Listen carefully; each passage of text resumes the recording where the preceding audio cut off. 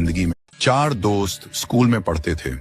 एक दिन उन्होंने फैसला किया कि वे रेस्टोरेंट जाएंगे, साथ में बैठकर खाना खाएंगे और बातें करेंगे। वे एक छोटे से रेस्टोरेंट में गए, खाना ऑर्डर किया और हंसी मजाक के साथ अपनी दोस्ती के लम्हों का आनंद लेने लगे। बातों बातों में उन्होंने एक निर्णय लिया।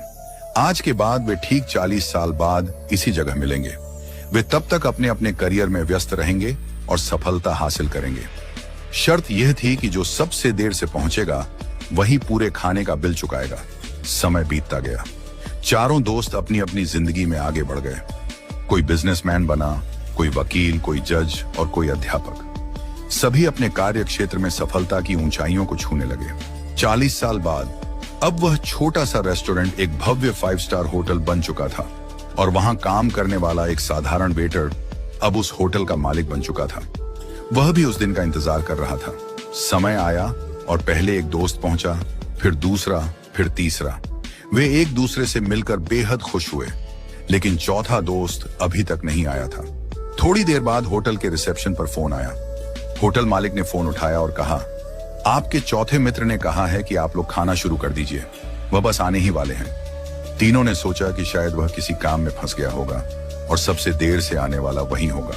उन्होंने भोजन किया, पुरानी यादें ताजा की, अपनी अपनी जिंदगी के अनुभव बांटे। काफी देर बीत गई, लेकिन चौथा दोस्त नहीं आया।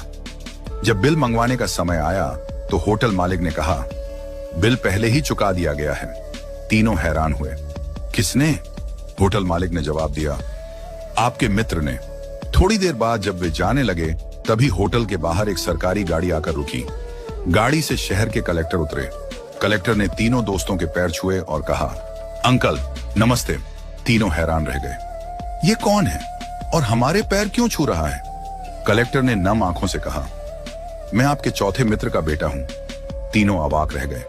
कलेक्टर ने बताया, मेरे पिता ने आप सबसे मिलने का सपना देखा था।